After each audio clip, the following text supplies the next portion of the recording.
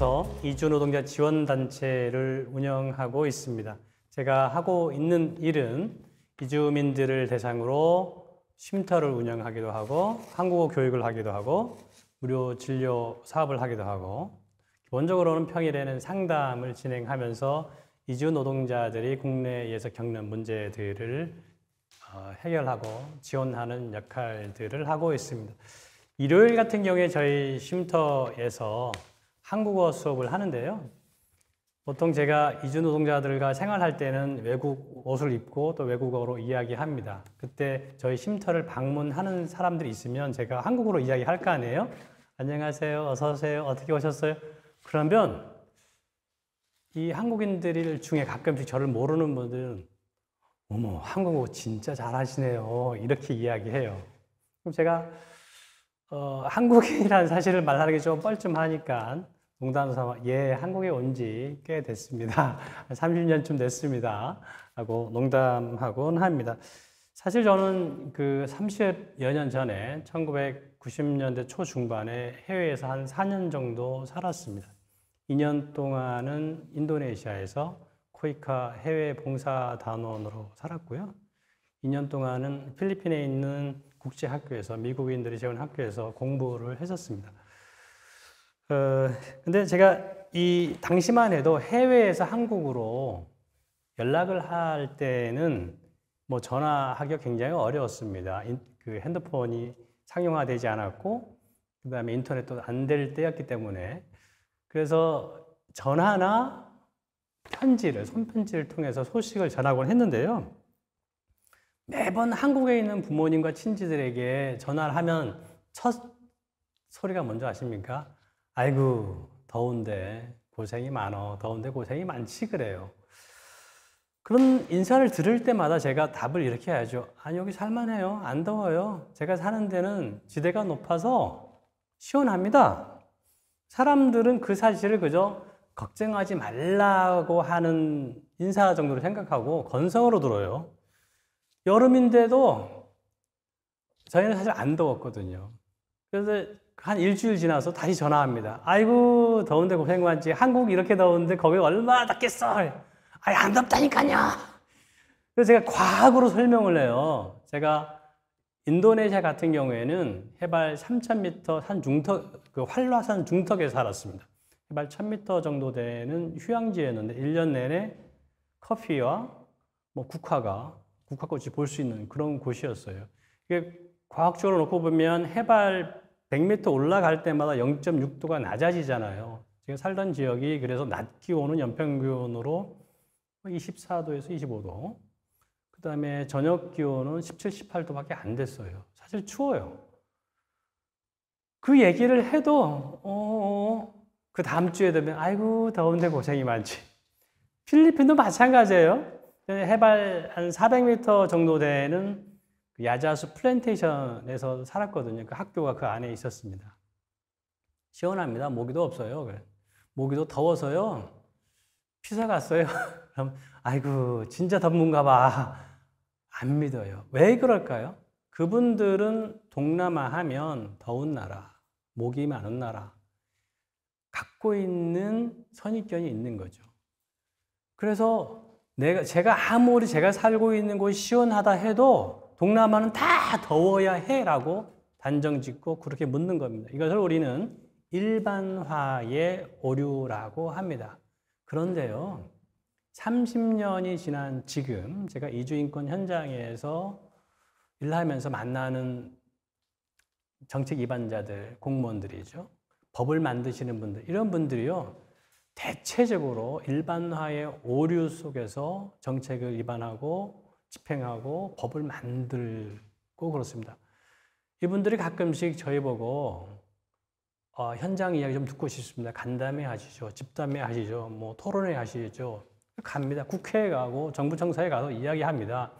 현장이 이렇습니다. 이야기하면 고개를 끄덕끄덕 하면서 다 알아듣는 것처럼 이해한 것처럼 이것을 마치 정책에 집어넣고 법을 만들고 세상을 바꿀 것처럼 끄덕여요. 근데요, 한참 지나도 안 변합니다.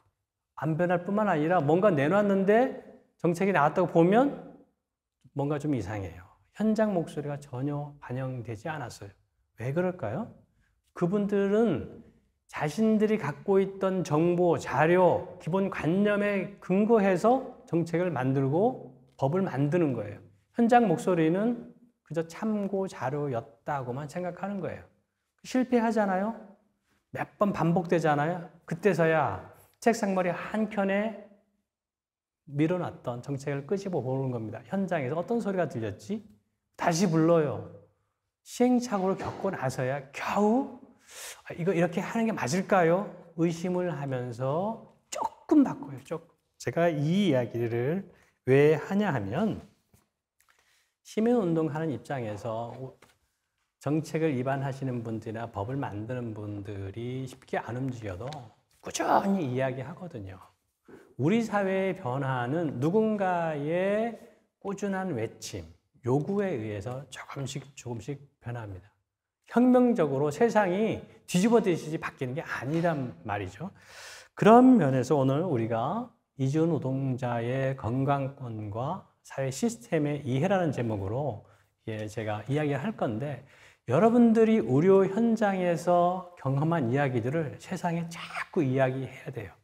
그래야 그 이야기들이 정책에 반영되고 법으로 만들어지고 의료 환경이 바뀌고 우리 시민사회, 우리 국민들의 의식이 바뀐다는 겁니다. 그런 점에서 제가 이 화를 들었고요. 오늘 제목을 이주노동자의 건강권과 사회 시스템 이해라고 했는데 여러분들이 이주민과 이주노동자를 좀 헷갈릴 수 있는데요. 이주민이라고 하면 국내에 들어와 있는 모든 외국인들을 망라한 무범위한 의미라고 볼 수 있고요. 노동자는 그중에서 노동하는 직업을 통해서 급여를 받는 사람들에 한정돼서라고 할 수 있습니다. 그래서 오늘 저는 일상적으로 쓰는 이주민보다는 이주노동자 혹은 노동의 강조점을 둬서 이야기하고자 합니다. 이주노동자 건강권을 이해하려면 이분들의 체류 자격을 좀 이해할 필요가 있습니다. 체류 자격별로 어떻게 국내에 이주민들이 있는지 살펴볼 필요가 있습니다. 현재 국내에 들어와 있는 외국인들, 이주민들 숫자를 통상적으로 법무부 통계에 의하면 250만 명이라고 합니다.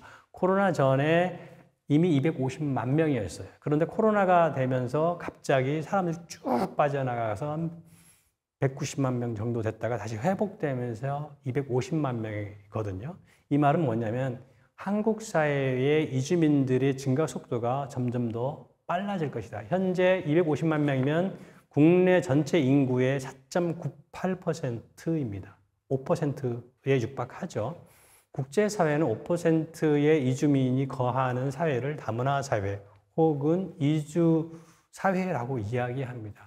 외국인과 같이 함께 더불어 살 수밖에 없는 사회라는 거죠. 모든 정책을 위반하고 집행할 때에 이분들이 고려 대상이 되어야 한다는 겁니다. 교육 현장, 의료 현장, 복지 현장, 노동 현장 모든 것들에서 이주민들도 포함시켜야 된다는 거거든요. 그런데 현실은 그렇지 않은 측면들이 굉장히 많습니다. 근데 250만 명이 과연 대체 얼마 많은 숫자일까? 대한민국에서 250만 명보다 많은 인구를 가진 광역자치단체가 몇 개 있을까요? 서울특별시, 부산광역시, 인천광역시, 경상남도 4군데밖에 없습니다. 대구, 대전, 광주, 울산광역시요. 외국인 이주민 인구보다 적습니다. 광역시임에도 불구하고. 이런 체류 외국인은 장기와 단기로 나누는데요. 장기 체류 외국인이 한 188명입니다. 만 명입니다. 단기 체류 외국인 62만 명입니다. 단기 체류는 3개월 미만의 관광비자로 오신 분들이에요. 그다음에 장기 체류는 국내에 거주할 목적으로 취업을 하고 공부를 하고 결혼을 하고 할 목적으로 와 계신 분들이거든요. 이분들이 188만 명이나 됩니다. 이분들을 대상으로 한 정책들이 시스템이 제대로 갖춰졌느냐? 아까 말했듯이 그렇지 않다는 데 문제가 있습니다. 체류 목적별로 보면 여러분들이 최근에 지방 소멸이니 저출산이니 하면서 유학생들을 많이 대학들이 하는데요. 유학생이 22만 명인데 매년 큰 폭으로 증가하고 있습니다. 유학생들이 없으면 운영이 되지 않는 대학들마저 생길 정도로 유학생들의 증가폭은 굉장히 큰 편입니다. 그리고 취업 자격을 갖춘 사람, 외국인들. 우리가 오늘 강의 대상으로 삼는 이주 노동자는 52만 명 선입니다.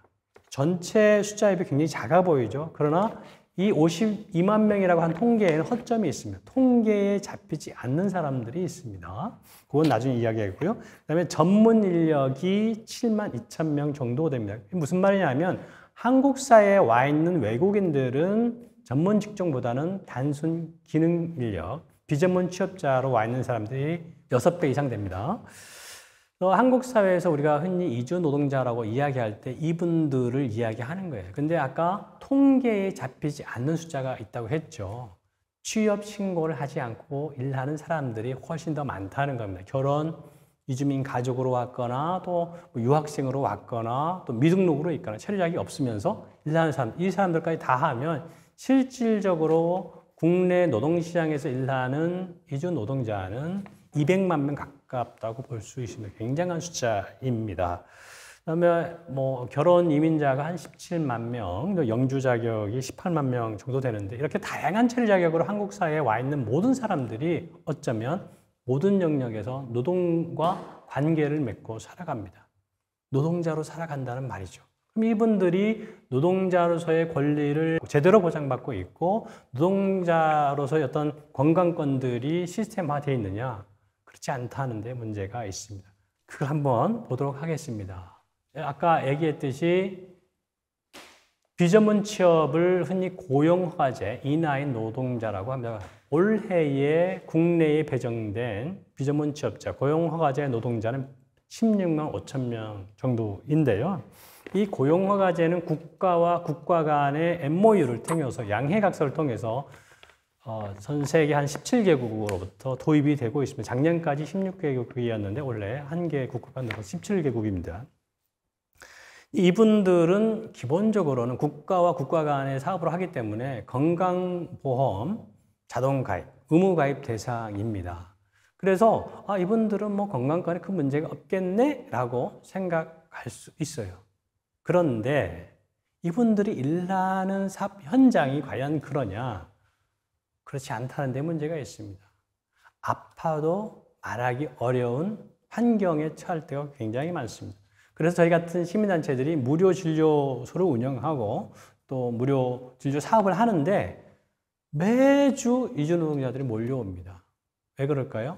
토요일, 일요일 그날만 쉴 수 있는 분들이 오는 거죠.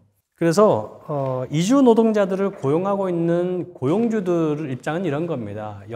소규모 영세업자들인데 직원 한 명이 아파서 빠져나가 버리면 납품기를 못 맞추고 그러다 보니까 진통제 사주면서 일요일 날 병원 가봐 이런 식으로 달래는 거죠.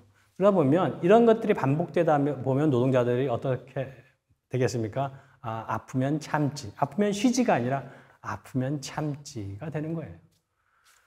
그래서 저희가 의료계 분들에게 이야기하는 건 뭐냐면 주말 진료는 비용이 비싸잖아요.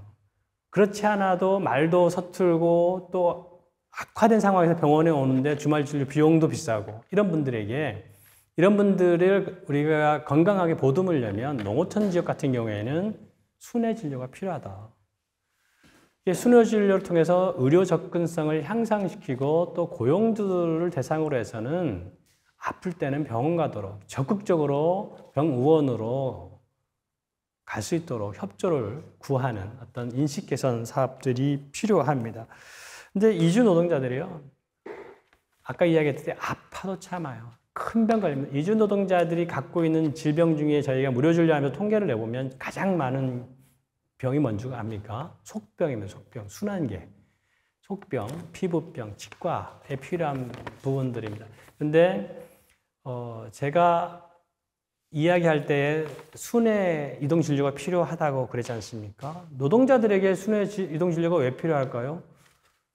일터를 벗어나지 못하니까 잠시 뭐 점심시간이든 쉬는 시간이든 뭐 가까운 동네에 이동 차량이 오면 엑스레이라도 한번 찍어보고 뭐 피부 연고라도 발라볼 수 있고 소화제라도 받아볼 수 있고 뭐 혈압이라도 재볼 수 있는 그런 거 아닙니까? 그런데요, 사람들이 이렇게 얘기해요. 아니, 한국인도 어려운데 외국인이라고 순회 이동 진료에 말이 돼! 뭐 역차별이야! 이렇게 이야기하는데요. 전혀 그렇지 않습니다. 이주 노동자가 편하면 내국인도 편합니다. 왜 그런지 아십니까? 농어촌에 정작 순회 이동 진료 필요한 사람들은요, 어르신들이에요. 거동이 힘드신 분들, 차량 이동이 힘드신 분들. 보건소에서 병의원에서 순회 이동 진료를 해주면 그 지역 어르신들이 편한 거예요. 이주 노동자가 편한 사회야말로 내국인들이 편한 사회인 겁니다. 그런 면에서 우리는 농어촌 순회 진료라든가 무료 진료 이러한 것들이 예방적 사업들이 단순히 이주 노동자만을 위한 사업이 아니라 우리 내국인을 위한 사업이고 공중보건 개념에서라도 이러한 사업들이 확대되어야 한다고 봅니다. 근데 앞서 고용허가제 노동자들은 건강보험 의무가입 대상이라고 했습니다.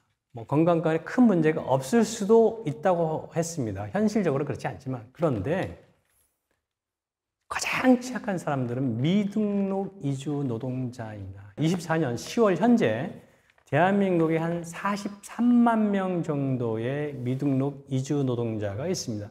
여러분들 미등록 이주 노동자라고 하니까 이게 어떤 사람들이 잘 모르겠죠? 우리가 흔히 불법 체류자라고 하는 사람들입니다. 한국에 관광비자로 왔는데 관광은 어디로 가요?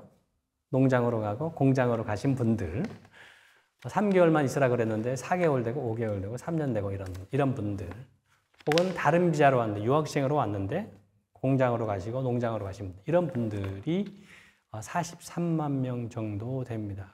근데 이분들에게 불법 체류자라고 하면 굉장히 무슨 흉악범 같잖아요.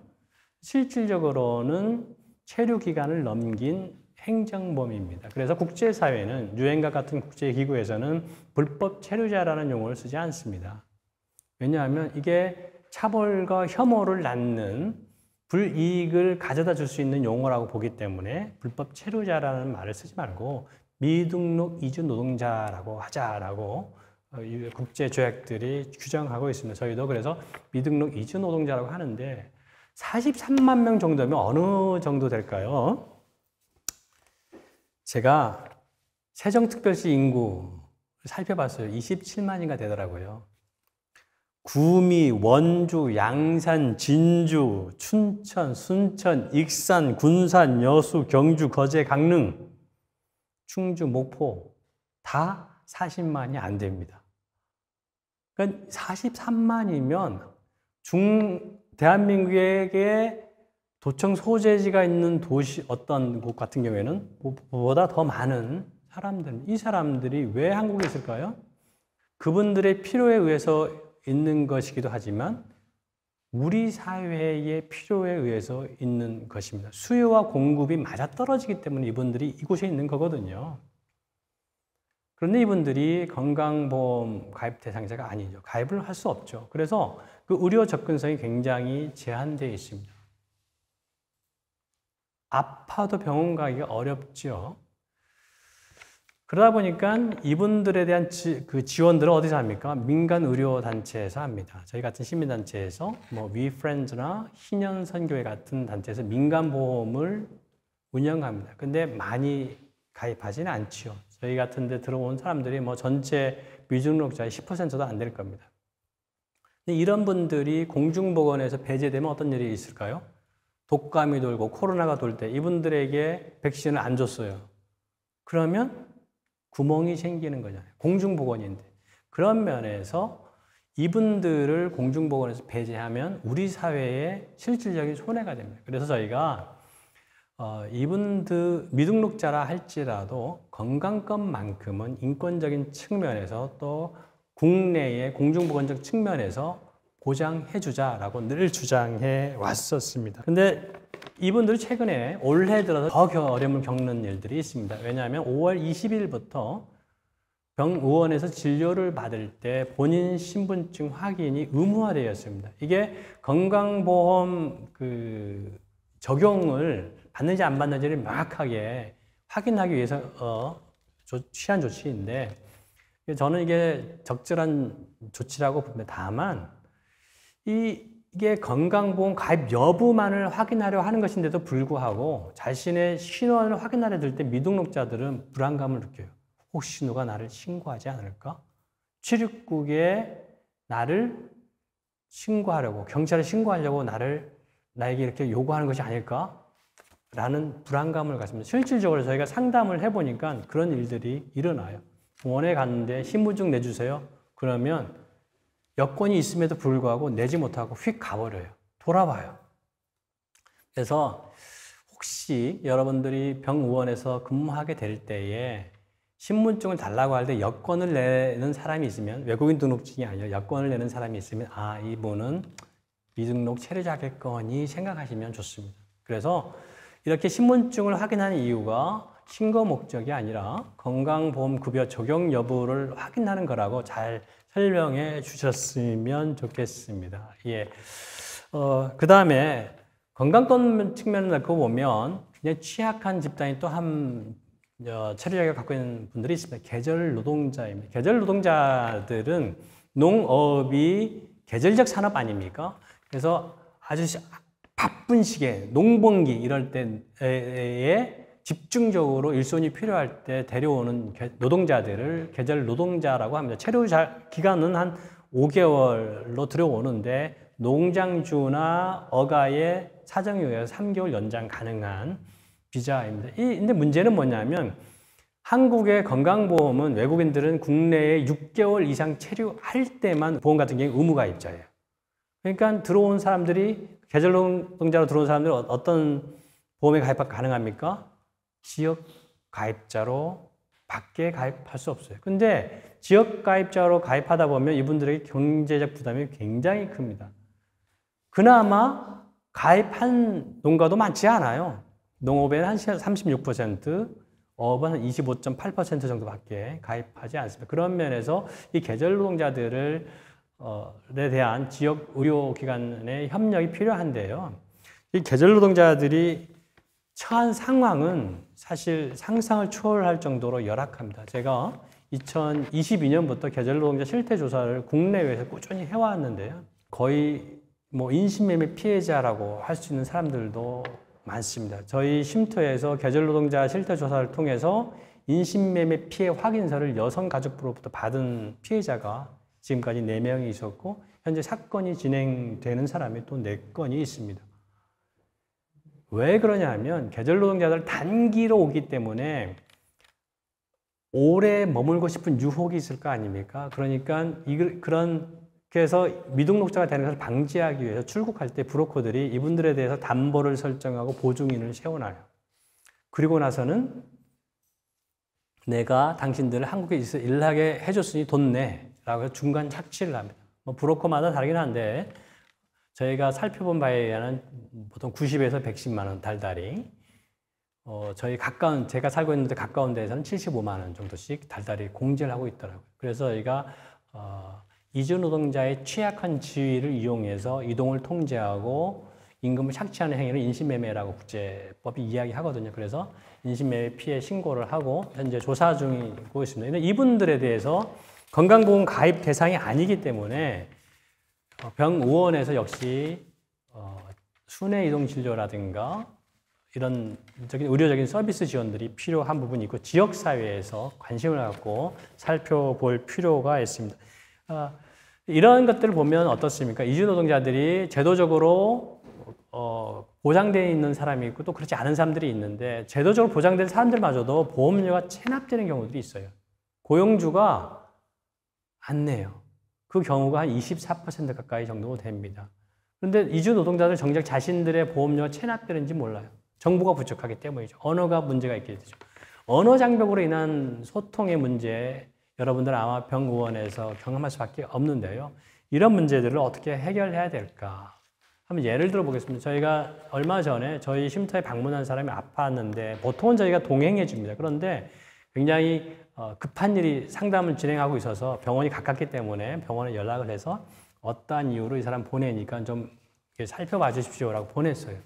근데 한참 지나서 간호사가 연락이 왔습니다. 오신다는 분이요.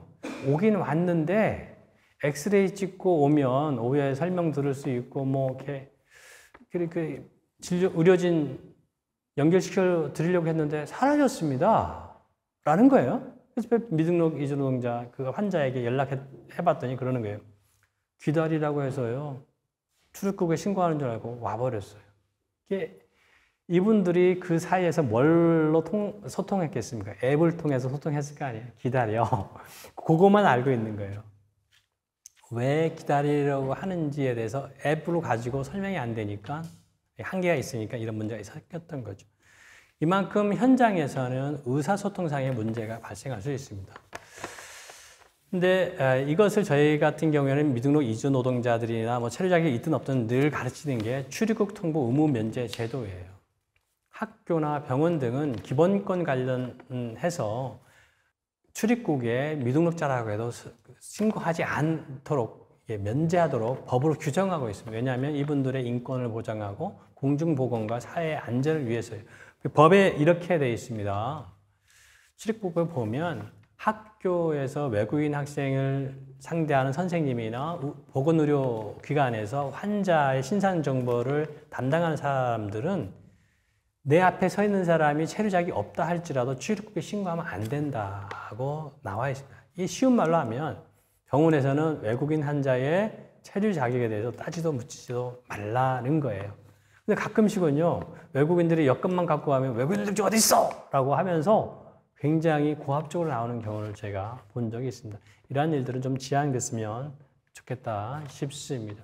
그 외에 노동자들이 겪는 문제는 산재일 때에 병원에서 이분들을 고용주 말만 믿고 공상 처리하려는 경향들이 있습니다. 공상이라고 하면 뭐냐면 산업재해보험을 통해서 적절한 보상을 받도록 하지 아니하고 그냥 병원비만 사장님 내는 걸로 합의 보는 거예요. 그러나 사고 후에 어떤 일들이 있을 수 있습니까? 치료 후에 후유증도 발생할 수 있고 그로 인한 보상금도 받아야 하잖아요. 이거는 산업재해보상보험으로 가능하거든요. 병원에서도 이러한 안내들을 해줄 수 있어야 되는데 이런 안내들이 잘 안 되다 보니까 사장님이 공상 처리하자고 하면 그냥 넘어가 버려요. 우리 한국의 산업재해보상법은 미등록자라고 할지라도 체류 자격이 없다 할지라도 혹은 또 사업장에 보험이 가입되지 않았다 할지라도 관계없이 무조건 이 보상을 하도록 하고 있습니다. 지난 6월 달에 23명의 사망자와 부상자를 냈던 화성 그 건전지 배터리 회사 같은 경우에도 산재보험이 가입 안 됐거든요. 이런 곳에서도 사실은 산재보험 보상법에 따라 보상받을 수 있는 거죠. 이런 상식적인 부분들을 알고 있었으면 좋겠고요. 제가 이제 마무리하겠습니다. 여러분들이 현장에서 이주 노동자들의 건강권 관련해서 이해를 하려면 체류 자격별로 가입이 가능한 사람이 있고 그렇지 않은 사람들이 있다. 그래서 부득불 가입 못한 사람이 있을 때는 굳이 신분을 체류 자격을 확인하려 들지 않는 것이 좋겠다는 거고요.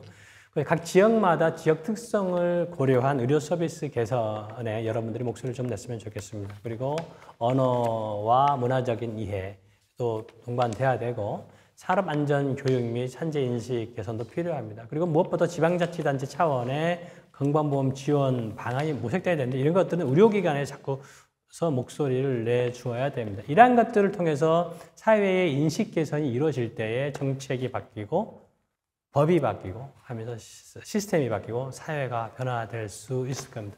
제 강의는 일단 여기까지 하고요. 질문이 있으면 질문 받도록 하겠습니다. 제도 개선은 굉장히 많은 시간을 필요로 합니다. 저희가 한국 사회에서 현대판 노예제도라고 하는 산업연수제 제도를 폐지하는 운동을 한 20년 가까이 했거든요. 겨우 폐지했습니다. 그리고 현재 고용허가제라고 하는 여기력 제도 문제가 많아서 제도 개선 운동을 하고 있습니다. 그것도 거의 20년 가까이 됩니다. 제도가 바뀌는데 법이 만들어지는데 시간이 필요합니다. 그때 필요한 게 뭐냐? 시민의 목소리입니다. 사람들의 인식이 변화됐을 때에 여론이 모여졌을 때 가능하거든요. 그런 면에서 우리가 이주민의 인권도 인권이다. 이주민의 건강권도 건강권이다. 우리 사회 건강권이다라고 하는 그 합의된 인식이 필요하고요. 그런 목소리들을 자꾸 내주셔야 됩니다. 뭐 그들도 가족이 있다는 이런 생각을 하면 역지사지 입장으로 접근하면 좋겠습니다. 저는 이게 꼰대라서 그런지 모르겠지만 학생들 입장에서는 언어를 좀 공부를 좀 충분히 해줬으면 좋겠다. 의료 현장에서 최소한 영어 정도는 의료로 소통할 수 있는 정도의 실력을 갖췄으면 좋겠다 싶고요. 한국어가 서툰 사람들이 굉장히 많거든요. 그래서 번역 앱을 쓰더라도 이게 한계가 있습니다. 그러나 한국에 오는 많은 분들의 경우 영어는 기본적으로 일정 부분 회화는 가능한 정도 분들이 많아요. 그러면서 언어 공부 좀 했으면 좋겠다 싶고, 그 해외 번역 사이트들, 앱들을 이용하는 방법들에 대해서 좀 익숙해졌으면 좋겠다 싶습니다. 예. 그리고 할 수 있으면 지역사회 이런 이주인권 단체들 방문해서 봉사도 좀 해보시고 평소에 접하는 기회를 많이 가지면 좋겠습니다.